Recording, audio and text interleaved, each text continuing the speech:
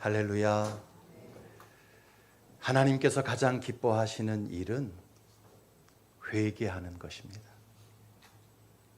주님께로 겸손한 마음으로 돌이키고 내 뜻 내려놓고 주님 뜻에 순종하는 이 회개를 하나님께서 가장 기뻐하십니다.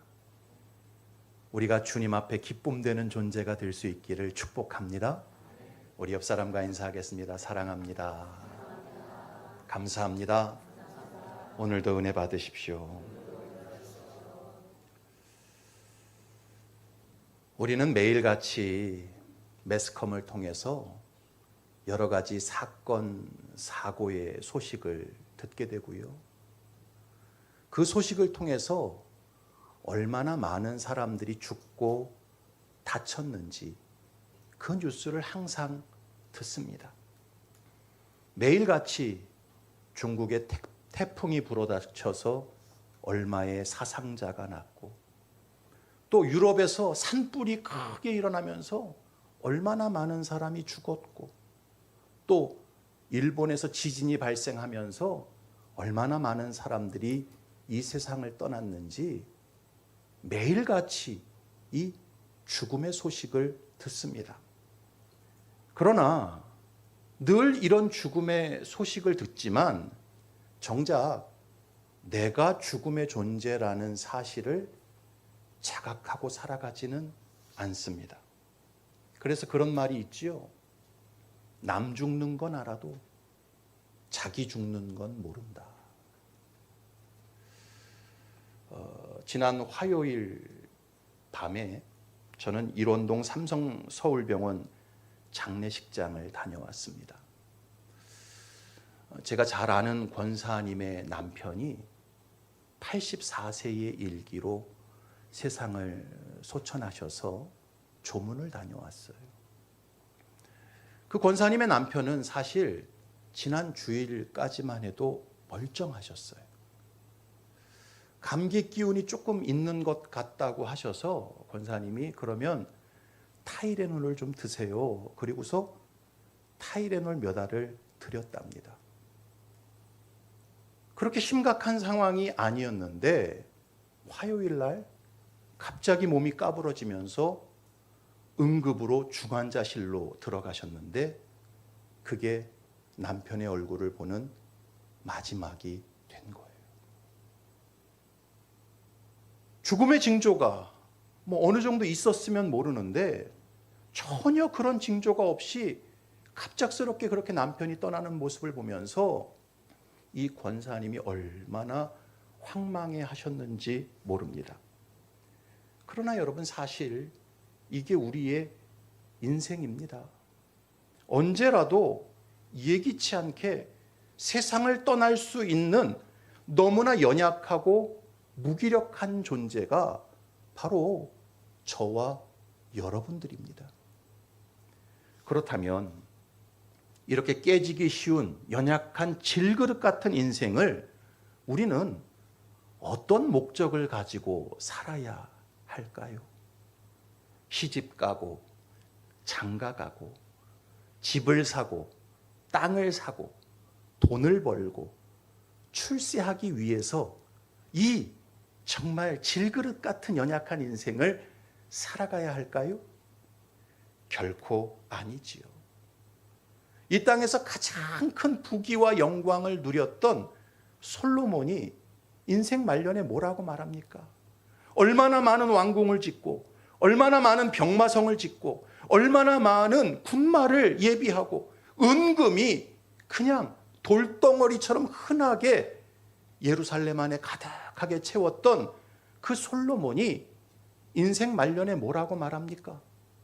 헛되고 헛되며 헛되고 헛되니 해 아래서 행하는 인생의 모든 수고와 노력이 헛되다라고 말씀합니다.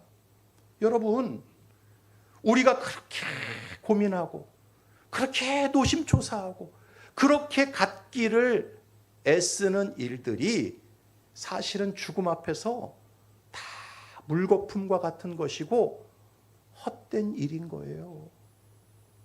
오늘이라도 내가 중환자실로 들어가서 산소 호흡기를 딱 꼽으면 여러분 집이 몇 평이냐, 여러분 통장에 얼마가 들어있느냐, 그게 나하고 무슨 상관입니까? 아무 상관이 없어요. 여러분, 성도가 이 땅을 살아가는 궁극적인 목적은 그 아들의 형상을 덧입기 위해서입니다. 성화의 구원을 이루어가기 위해서 성도가 이 땅의 삶을 살아가는 거예요. 예수 십자가의 대속을 믿고 칭의의 구원을 받은 성도는요, 매 순간 성령님의 인도에 순종하면서 성화의 구원을 하루하루 이루어 가야 합니다. 그렇게 한평생 성화의 구원을 이루어 가다 보면 마지막 날 하나님께서 입혀주시는 부활의 몸을 입는 영화의 구원에 참여하게 되는 것입니다. 여러분, 구원이라는 주제, 구원이라는 이 타픽은요, 내가 예수 믿기로 작정한 그 순간에만, 혹은 세례를 받는 그 순간에만 진지하게 생각해야 하는 그런 주제가 아니에요. 이 구원이라는 주제는요, 우리가 일평생 바라보고 붙잡아야 하는 주제입니다.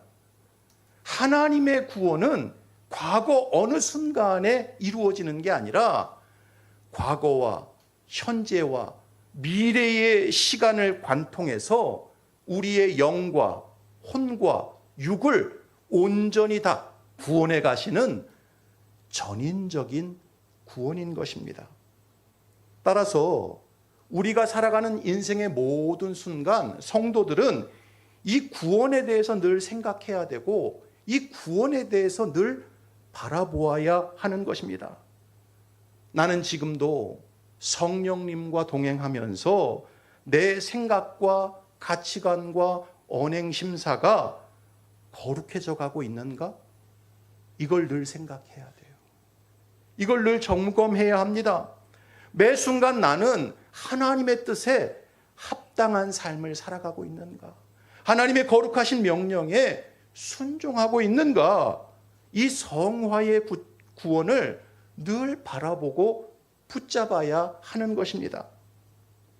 여러분, 분명한 사실은요, 성령 안에서 이 성화의 구원을 충실하게 걸어가는 성도들은요, 오늘 당장 죽어도, 지금 죽어도 담대하고 평안할 수 있어요. 성부 하나님께서 은혜로 주실 영화의 구원에 언제든지 기쁨으로 참여할 수 있습니다. 할렐루야. 그러나 인생의 목적이 성화의 구원에 있다는 것을 전혀 생각하지 않고 하나님의 뜻에 순종하지 않고 그저 내 욕망대로 살아가는 사람은요, 그 내면이 늘 불안하고 불확실할 수밖에 없어요. 죽음 앞에서 기쁨과 평안이라는 것 도무지 찾아볼 수가 없는 것입니다. 바라기는 저와 여러분들이 이 땅을 살아가는 그 목적이 성령 안에서 성화의 구원을 이루어가는 것임을 분명히 깨달으실 수 있기를 바랍니다.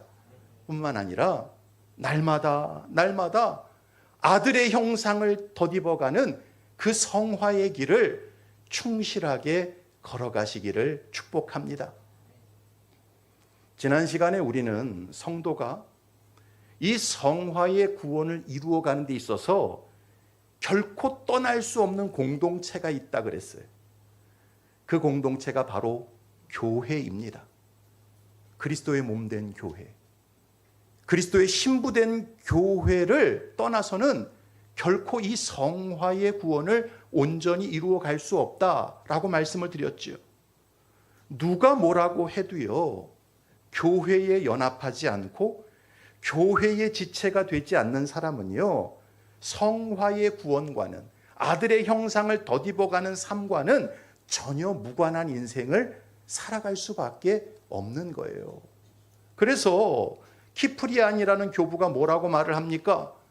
교회를 떠난 사람은 타인이며 속인이며 적이다. 교회를 어머니로 모시지 않는 사람은 절대 하나님을 아버지로 모실 수 없다. 교회를 떠나서는 하나님의 구원, 바로 칭의, 성화, 영화의 구원에 결코 이를 수 없다라고 강력하게 선포했던 것입니다. 여러분, 그만큼 교회가 중요해요. 내 구원과 관련된 이 땅에서 가장 중요한 공동체가 바로 교회입니다. 그래서 우리가 성화의 구원을 온전히 이루어가기 위해서는 그 무엇보다 내가 다니는 교회를 교회답게 우리 모두가 세워가야 하는 거예요. 성령 하나님께서 임재하시고 하나님의 진리의 말씀이 바르게 선포되고 실행되어지는 참된 교회로 누구 한 사람이 세워가는 게 아니라 우리 공동체에 속한 모든 사람이 세워가야 하는 것입니다. 절대 교회는 사람이 주인이 되거나 마귀가 역사하고 육체의 열매들만 맺어내는 그런 처속한 공동체가 되어서는 안 되는 것입니다. 자, 그렇다면 교회를 교회답게 세워가기 위해서는 우리 각자가 어떤 신앙생활을 해야 할까요? 첫 번째는 모든 성도들이 은혜 의식으로 충만해야 한다라고 지난주에 말씀을 드렸습니다. 따라합시다. 성도 한 사람 한 사람이 은혜 의식으로 충만해야 한다. 목사가, 저 장로가, 저 권사가, 저 집사가 은혜 의식으로 충만해야 하는 게 아니라 먼저 나 자신이, 목사인 나 자신이, 장로인 나 자신이, 권사 집사인 나 자신부터 은혜 의식으로 충만해야만 우리 교회가 교회다워진다라는 것입니다. 여러분, 예수님을 구주로 믿고 교회에 들어온 성도들 중에 원래부터 의인이었던 사람 한 사람이라도 있습니까? 원래부터 죄가 하나도 없고 전혀 흠이 없는 사람 한 사람이라도 있어요? 없습니다.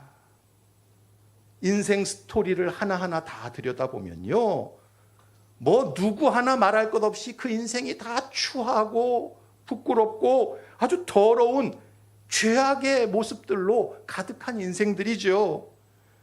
그런 죄인들에게 하나님의 선택의 은혜, 복음을 믿는 믿음의 은혜가 주어져서 여러분, 우리가 하나님의 백성, 교회의 지체가 되고 교회의 성도가 되는 은혜를 입게 된 거예요. 하나님께서는요, 우리 한 사람 한 사람 이런저런 문제와 사연을 통해서 어느 순간 하나님을 알게 하셨고 내 죄를 깨닫게 하셨고 예수 그리스도를 영접하게 하셨고 성령님을 부어주셔서 성도가 되게 하시고 교회에 속하게 하신 것입니다. 따라서 여러분, 이 교회 안에 있는 모든 성도들은요, 그 사람의 조건이나 인격이나 수준과 상관없이 누구나 겸손해야 돼요. 누구나 그 가슴 속에 은혜 의식으로 충만해야 합니다. 내가 잘나서 교회의 일원이 된 사람 단 한 사람도 없어요. 우리는 다 죄로 죽을 수밖에 없는 지옥 자식들이었는데 하나님의 은혜가 우리를 건져서 씻기고 하나님의 자녀로 삼아주신 것입니다. 할렐루야. 그래서 사도 바울은 오늘 본문 3절에서 뭐라고 말씀합니까? 3절 다시 한번 읽어봅시다. 시작. 내게 주신 은혜로 말미암아 너희 각 사람에게 말하노니 마땅히 생각할 그 이상의 생각을 품지 말고 오직 하나님께서 각 사람에게 나누어 주신 믿음의 분량대로 지혜롭게 생각하라. 여러분, 다른 사람 말하기 전에 사도 바울이 자신에 대한 이야기부터 먼저 합니다. 내게 주신 은혜로 말미암아. 사도 바울은 어떤 사람입니까? 하나님께서 그를 모태로부터 이방인의 사도로 택정한 사람이었어요. 그래서 이 사도 바울에게는요, 놀라운 사도권이라는 게 있었어요. 그의 말과 그의 기사와 그의 이적과 그의 표적을 통해서 가는 곳마다 택자들이 구원을 받는 역사가 나타났습니다. 역사상 그 누구도 사도 바울만큼 하나님의 진리에 정통하고 그를 통해 성령의 역사가 나타났던 사람이 없었어요. 사도 바울을 통해 놀라운 이적과 기적과 표적이 나타났다니까요. 그럼에도 불구하고 사도 바울은 교회 안에서 스스로 교주가 되거나 왕이 되지 않았어요. 성도들 위해 내가 얼마나 너들과는 다른 존재인 줄 알아? 군림하지 않았다라는 거예요. 신약 성경을 읽어보면 도리어 사도 바울은 뭐라고 말합니까? 나는 사도로 칭함받을 수 없는 너무나 작은 자다. 나는 박해자요, 핍박자요, 포행자였다. 죄인 중에 괴수가 바로 나다라고 말을 합니다. 자신을 한없이 낮추면서 자기를 통해 나타난 놀라운 이적과 표적, 그건 나로부터 기인된 것이 아니라 오직 하나님의 은혜로 주어진 것이다 라고 자기를 낮춥니다. 무슨 뜻입니까? 하나님의 은혜가 아니었으면 나는 결코 하나님의 사람이 될 수 없고 사도의 직분을 감당할 수도 없고 하나님의 은혜가 나를 나되게 만들었다라는 것이었습니다. 그런 것처럼 오늘 본문에서 사도 바울은 로마 교회 성도들을 향해 너희 성도 한 사람 한 사람도 마땅히 생각할 그 이상의 생각을 품지 말고 오직 하나님께서 각 사람에게 나누어 주신 믿음의 분량대로 지혜롭게 생각하라 라고 말씀하는 거예요. 이게 무슨 뜻이에요? 한마디로 겸손하라는 것입니다. 충만한 은혜 의식 속에 신앙생활 하라는 거예요. 여러분, 내가 죄인이지, 내가 큰 은혜를 받았지, 우리 성도들 한 사람 한 사람이 그 은혜 의식으로 충만하면 교회는 절대 거룩성을 잃어버리지 않는다라는 거예요. 서로 싸우거나 다투거나 미워하거나 시기하는 일들이 일어나지 않는다는 거예요. 모든 성도들이 은혜 안에서 겸손할 때 교회가 교회다워지는 거예요. 여러분, 다른 사람 말할 것 없어요. 내 안에 은혜 의식이 충만할 때, 내가 은혜를 깨닫고 겸손할 때 교회가 교회다워집니다. 스스로 마땅히 생각할 그 이상의 생각을 품지 않고 겸손한 마음을 가질 때 내 안에 성화의 구원이 왕성하게 일어나는 거예요. 여러분, 하나님은 교만한 자를 미워하십니다. 할렐루야. 교만한 자를 대적하십니다.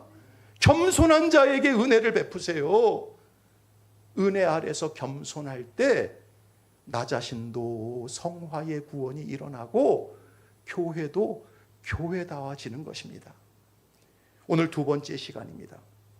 제가 설교를 준비하다 보니까 두 번째, 세 번째 같이 전하려고 했는데 도무지 안 되겠어요, 시간상. 그래서 오늘 두 번째, 교회가 교회다워지는 비결 한 가지만 전하도록 하겠습니다. 여러분, 교회가 교회다워지려면 어떻게 해야 되는가? 따라합시다. 성도 한 사람 한 사람이 지체의식으로 충만해야 한다. 여러분, 우리 몸에 수많은 지체들이 붙어 있지 않습니까? 바로 그거예요. 저나 여러분이나 그리스도의 몸에 붙어 있는 하나의 지체다. 이 지체의식으로 충만할 때 교회는 교회다워집니다. 4절과 5절 말씀 우리 같이 한번 읽어봅시다. 시작. 우리가 한 몸에 많은 지체를 가졌으나 모든 지체가 같은 기능을 가진 것이 아니니 이와 같이 우리 많은 사람이 그리스도 안에서 한 몸이 되어 서로 지체가 되었느니라. 사도 바울은 이 교회를 정의하고 교회를 설명할 때 자주 그리스도의 몸이라는 말로 설명을 했어요. 그리고 교회의 본질을 설명할 때도 자주 사람의 몸을 비유해서 설명했습니다. 교회가 몸이라고 한다면 우리 성도 한 사람 한 사람은 그 몸에 붙은 지체다, 이렇게 설명을 합니다. 자, 오늘 본문에서도 교회를 한 몸에 많은 지체를 가진 존재라고 표현을 합니다. 교회가 뭐라고요? 한 몸에 많은 지체를 가진 존재. 그게 바로 교회라는 거예요. 자, 그런데 이런 몸을 통해서 교회를 설명하고 해석하는 비유는 비단 로마서 12장에서 처음 말씀하는 게 아니에요. 이미 고린도전서 12장에서도 이 비유를 바울은 사용하고 설명합니다. 우리 고린도전서 12장 12절 이하, 내용이 좀 길지만 같이 한번 읽어보겠습니다. 시작. 몸은 하나인데 많은 지체가 있고 몸의 지체가 많으나 한 몸임과 같이 그리스도도 그러하니라. 우리가 유대인이나 헬라인이나 종이나 자유인이나 다 한 성령으로 세례를 받아 한 몸이 되었고 또 다 한 성령을 마시게 하셨느니라. 몸은 한 지체뿐만 아니요 여럿이니 만일 발이 이르되 나는 손이 아니니 몸에 붙지 아니하였다 할지라도 이로써 몸에 붙지 아니한 것이 아니요 또 귀가 이르되 나는 눈이 아니니 몸에 붙지 아니하였다 할지라도 이로써 몸에 붙지 아니한 것이 아니니 만일 온 몸이 눈이면 듣는 곳은 어디며 온 몸이 듣는 곳이면 냄새 맡는 곳은 어디냐. 그러나 이제 하나님이 그 원하시는 대로 지체를 각각 몸에 두셨으니 만일 다 한 지체뿐이면 몸은 어디냐. 이제 지체는 많으나 몸은 하나라. 눈이 손더러 내가 너를 쓸 데가 없다 하거나 또한 머리가 발더러 내가 너를 쓸 데가 없다 하지 못하리라. 그뿐 아니라 더 약하게 보이는 몸의 지체가 도리어 요긴하고 우리가 몸에 덜 귀히 여기는 그것들을 더욱 귀한 것들로 입혀주며 우리의 아름답지 못한 지체는 더욱 아름다운 것을 얻느니라. 그런즉 우리의 아름다운 지체는 그럴 필요가 없느니라. 오직 하나님이 몸을 고르게 하여 부족한 지체에게 귀중함을 더하사 몸 가운데서 분쟁이 없고 오직 여러 지체가 서로 같이 돌보게 하셨느니라. 만일 한 지체가 고통을 받으면 모든 지체가 함께 고통을 받고 한 지체가 영광을 얻으면 모든 지체가 함께 즐거워하느니라. 너희는 그리스도의 몸이요 지체의 각 부분이라. 너희는 그리스도의 몸이요 지체의 각 부분이라. 여러분 고린도전서 12장 내용을 읽으면서 이해가 안 되는 부분이 있나요? 없습니다. 교회를 사람의 몸에 비유해서 너무나 명확하게 바울이 설명을 합니다.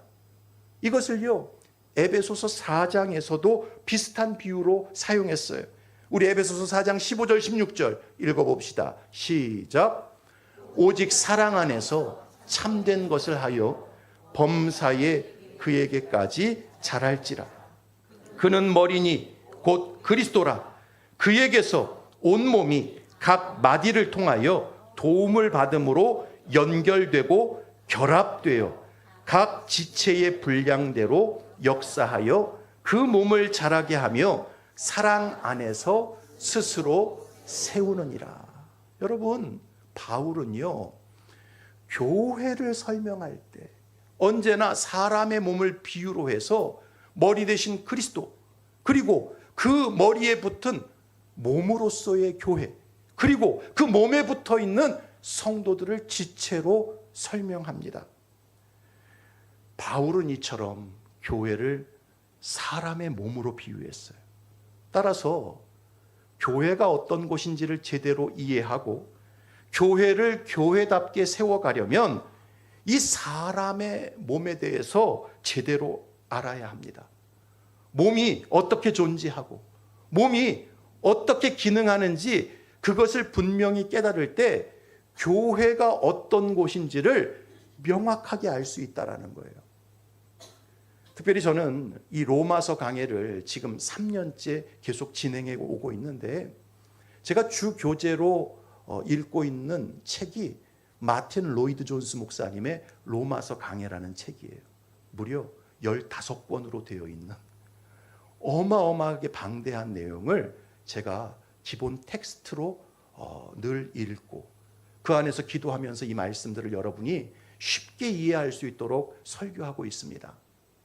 마틴 로이드 존스 목사님은요, 교회를 사람의 몸으로 비유하는 이 내용을 크게 8가지로 설명을 합니다. 그런데 제가 그 8가지 내용을 쭉 읽어보니까 중복되는 내용이 너무 많아요. 그래서 4가지 특징으로 요약을 할 수 있겠더라고요. 여러분, 사람의 몸은 어떤 곳인가? 교회가 그리스도의 몸이라고 할 때 이것이 말씀하는 구체적인 의미가 무엇인가? 4가지 정도로 설명할 수가 있어요. 첫째, 사람의 몸은 유기적인 연합체라는 것입니다. 따라합시다. 사람의 몸은 유기적인 연합체다. 사람의 몸은요, 결코 기계적인 집합체가 아니에요. 사람의 몸은 유기적인 연합체예요. 여러분, 사람의 몸은 기차를 쭉 연결해 놓은 것처럼 몸에다가 팔 붙이고 다리 붙이고 코 붙이고 눈 붙이고 귀 붙이면 그게 사람의 몸이 됩니까? 사람의 몸이 그렇게 존재해요? 기계적인 집합체로 그냥 기차 쭉 붙여놓은 것처럼 그렇게 사람의 몸이 구성되어져 있어요? 아니죠. 여러분, 사람의 몸이 정자와 난자가 만나서 딱 임신이 되면요, 세포가 분열을 하기 시작합니다. 사람은 이 몸이 하나의 세포에서 분열하고 분열하면서 각 지체, 오장육부, 사지백체가 만들어지지요. 어머니 뱃속에서 아이가 어떻게 생성됩니까? 세포가 분열하고 분열해서요, 그 10달 동안 각 지체가 어미 뱃속에서 만들어지는 거잖아요. 자, 그래서 몸에 붙어 있는 모든 지체는요, 다 혈관과 신경망으로 아주 긴밀하게 연결되어져 있죠. 그렇죠? 지체 하나하나에 혈관이 다 들어가 있고요, 신경이 다 들어가 있어요. 아주 유기적인 연합체로 사람 몸이 구성이 됩니다. 그런데 교회도 마찬가지예요. 여러분, 교회는요, 성도 한 사람 한 사람이 각자 자기의 결단과 의지에 따라서 마음대로 들어갔다가 마음대로 나갈 수 있는 그런 집합체가 결코 아니에요. 잘 들으세요. 교회는 뭐 내가 다니고 싶으면 다니고 말고 싶으면 마는 거지. 내가 한 번은 이 교회 갔다가 뭐 좋은 게 있으면 잠깐 거기서 생활하고, 아니면 마음에 안 들어 저쪽 교회로 가서 또 저쪽 교회에서 생활하고, 뭐 그럴 수 있는 것이지. 천만의 말씀이라니까요. 성경에서 말하는 교회는 그런 교회가 아니에요. 교회는 기계적인 집합체가 결코 아닙니다. 교회는요, 유기적인 연합체예요. 교회는요, 내가 믿기로 작정한 게 아니에요. 그리스도께서 우리를 부르신 것입니다. 할렐루야. 그리스도께서 각 사람을 부르시고 성령님께서 거듭나게 하사 그리스도의 몸된 교회의 지체로 접붙여 주시는 거예요.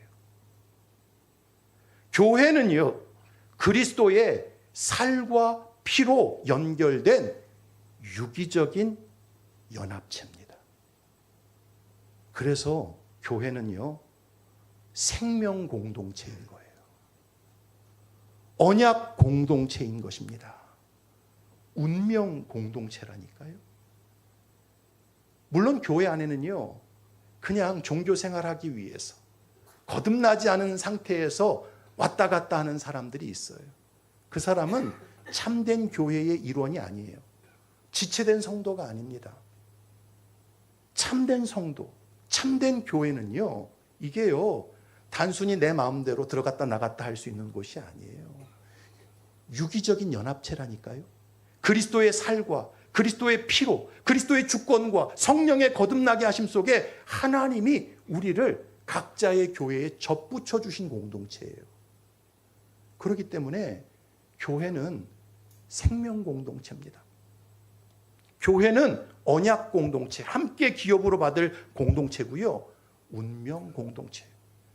절대 쉽게 들락날락 할 수 있는 곳이 아니에요. 교회? 뭐 여기만 교회냐?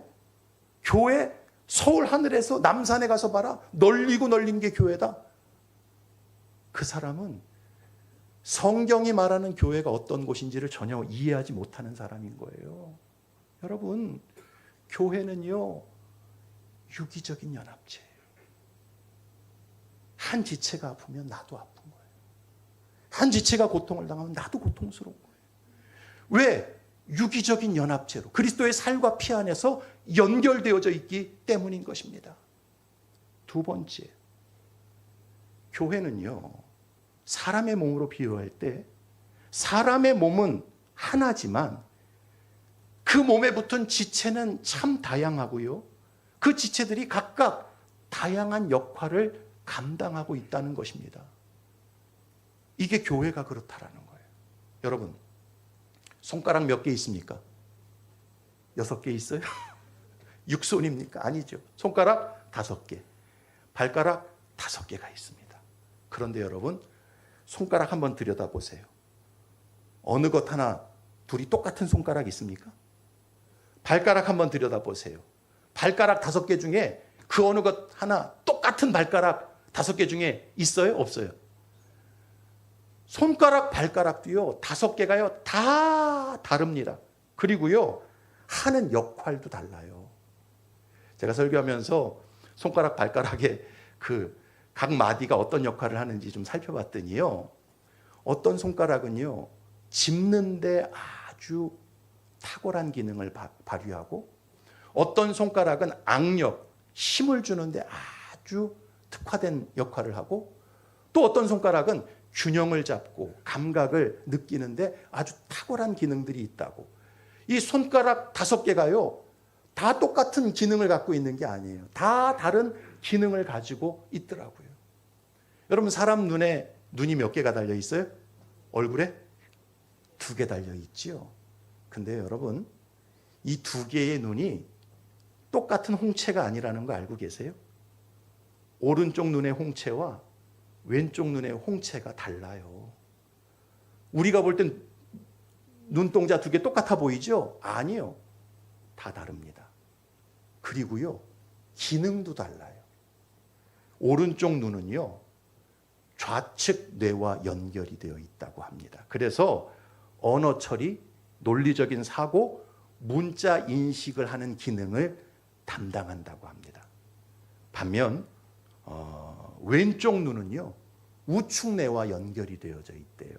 그래서 주로 공간 지각, 감성, 공간적 시각화, 비언어적인 정보, 눈치 있죠? 그 눈치를 왼쪽 눈이 담당하는 거예요. 눈치를 보니까 그 오른쪽 눈이 담당하는 게 아니라 왼쪽 눈이 사람 눈치를 아주 기가 막히게 차리게 만든다라는 거예요. 그래서 이 왼쪽 눈이 전체 풍경을 파악하고 내가 지금 있는 위치가 어딘지를 파악하게 만든다라는 거예요. 여러분, 사람 몸은 하나예요. 하지만 거기에 붙어 있는 지체는요, 손가락 5개도 다 다르고요, 발가락 5개도 다 다르고요, 눈동자 2개도 그 형태나 기능이 다 다르다라는 거예요. 마찬가지로 성도들도 교회 안에서 우리는 같은 하나님을 믿습니다. 할렐루야. 같은 예수님을 모시고 같은 성령님 안에서 살아가지만 각자 다양한 능력과 은사와 직분과 역할을 가지고 있다라는 거예요. 교회에 그 목사님만 계시면 되지, 목사님만 중요하지, 절대 그렇지 않다라는 거예요. 목사만 특별하고 중요한 게 아니고 모든 성도들이 다 중요하고 다양한 역할을 감당하고 있는 것입니다. 각 지체가 전체 몸의 건강과 전체 몸의 거룩성을 위해 꼭 필요한 기능과 역할들을 다 담당하고 있다는 거예요. 그러니까 여러분, 지체의식으로 충만해야 된다는 말은 나 없으면 교회 병신이야. 따라합시다. 나 없으면 교회가 병신이야. 이 생각을 가져야 되는 거예요. 그렇잖아요. 우리 사지백체 중에 지체 하나만 없어져도 그 속된 표현으로 병신이라고 그러잖아요. 그렇죠? 그런 거예요. 나 한 사람 한 사람이 있으므로 온전한 통일성을 이루고 있고요. 온전성을 갖추는 곳이 교회인 것입니다. 자, 세 번째로 이 사람의 몸의 각 지체는요, 언제나 머리의 뜻에 복종하고 머리의 뜻에 순종한다라는 거예요. 우리 지체 중에요, 자기 멋대로 작동하는 지체는 하나도 없다라는 것이죠. 여러분, 예를 들어서 내 머리가, 내 생각이 물을 마셔야 되겠다, 그런 생각이 들면 우리 몸이 어떻게 활동합니까? 몸이 일어나서 다리는 걸어갑니다. 그리고 손은 컵을 꺼내서 정수기 앞에 딱 올려놓지요. 그리고 손가락은 버튼을 누릅니다. 그리고 내 눈과 귀는 그 컵에 물이 넘치지 않도록 주시해서 바라봅니다. 자, 이 모든 기능들이 우리는 자연스럽게 이루어져요. 그런데 그 모든 컨트롤을 누가 해요? 머리가 하지요. 머리의 뜻과 조종에 따라서 몸의 각 지체가 일사불란하게 움직입니다. 각 지체들은요, 절대로 자기 멋대로 움직이지 않아요. 그게 온전한 몸이고 그게 건강한 몸이죠. 그렇죠? 여러분, 만약 몸의 어떤 지체가 머리의 뜻과는 상관없이 자기 멋대로 움직인다? 그러면 그건 비정상인 거예요. 그건 지금 병든 상태가 된 것입니다. 예를 들어서 여러분, 간질에 걸린 사람들 한번 생각해 보세요. 간질에 걸린 사람들은요, 머리의 의지, 머리의 뜻과 상관없이 눈이 10원덕 뒤집어져요. 입에서는 거품이 올라옵니다. 머리의 뜻과 상관없어요. 그리고 온 사지가 막 발광을 하고 막 굳어집니다. 여러분, 간질하는 사람의 모습을 정상적인 몸이라고 생각합니까? 아니죠. 저거 비정상이다. 저거 병든 몸이다. 그렇게 보죠. 여러분, 또 안면에 일어나는 근육 경련을 한번 생각해 보세요. 우리가 살다 보면요, 내 의지와는 상관없이 눈꺼풀이 막 실룩실룩 움직일 때 있어요, 없어요? 있어요, 없어요? 저도 그럴 때가 있어요. 몸이 너무 피곤하다든지 어떤 영양분이 부족해지면 머리의 뜻과는 상관없이, 의지와는 상관없이 근육 경련이 일어납니다. 이거 뭐예요? 너 위험하다. 너 쉬어야 된다. 너 잘 먹고 잘 쉬어야 된다. 이게 몸이 보내는 신호인 것입니다. 자, 그런데 교회도 마찬가지다라는 거예요. 우리가 다 같은 하나님을 믿고 같은 예수님을 섬기고 성령님을 모시는데 자기 멋대로 말을 해요. 자기 마음대로 행동합니다. 자기 기분 내키는 대로 봉사를 해요. 머리이신 예수님의 뜻에 철저히 복종하고 굴복하면서 자기 직분을 감당하는 게 아니라 자기 멋대로 해요. 그러면 이 몸은요, 이 교회는요, 비정상인 거예요. 목사나 장로나 권사나 집사나 다 누구 뜻에 연결되어 있어야 돼요? 머리이신 그리스도의 뜻에 연결되어져 그 그리스도의 뜻에 복종하고 굴복해야 하는 것입니다. 주님의 뜻대로 말하고 할렐루야. 주님의 뜻대로 행동하고 주님의 뜻대로 봉사해야 되는 거예요. 내가 하고 싶다고 와서 그냥 내 취미 생활하듯이 그렇게 섬기는 거 아니라니까요. 하나님이 뭘 원하시는지 그 뜻에 철저히 복종하면서 교회를 섬겨가는 것입니다. 오직 주의 뜻에 모든 지체가 복종할 때 그 교회가 하나님의 뜻을 이루고 하나님의 영광을 나타낼 수 있는 것입니다. 만약 성도들이 머리이신 그리스도의 뜻과 전혀 상관없이 말하고 행동하고 봉사한다면 그건 병든 몸인 것입니다. 병든 지체예요. 하나님의 영광을 나타낼 수가 없어요. 그리스도의 사역을 하는 게 아니라니까요. 이걸 기억해야 한다라는 거예요. 네 번째, 각 지체의 고통과 건강, 그리고 각 지체의 영광과 부끄러움은 몸 전체에 영향을 미친다라는 거예요. 이게 지체의식을 이해하는 것에 아주 중요한 열쇠입니다. 여러분, 손가락에 마디 하나가 절단되면 그 손가락만 아파요? 어때요? 요거 하나 끊어지면 요 손가락만 아픕니까? 전체 몸이 아파요. 발가락 끝이 썩으면 그 썩은 발가락 마디만 아파요? 아니요. 전체 발가락이 고통스럽고 아픕니다. 여러분, 당뇨가 무서운 이유가 뭐예요? 수지괴사, 족부괴사. 이게 무서운 거죠. 그죠? 당뇨 환자들은요, 피가 걸쭉해지기 때문에 손가락 끝, 발가락 끝 있는 얇은 모세혈관까지 피가 흐르지를 않아요. 피가 걸쭉해져서, 피가 젤리같이 변해서 이 모세혈관 끝까지 안 들어갑니다. 그러다 보면 결국 손가락 끝, 발가락 끝이 썩어가기 시작을 하지요.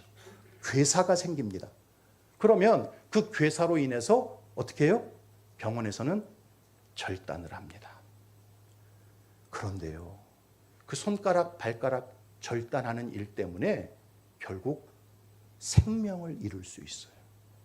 몸 전체가 죽을 수 있습니다.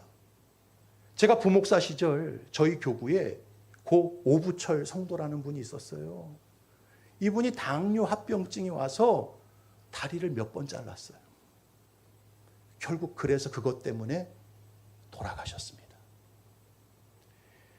이처럼 사람의 몸이라는 것은요, 각 지체, 한 지체의 고통과 건강, 혹은 한 지체의 영광과 부끄러움이 몸 전체에 영향을 미치게 됩니다.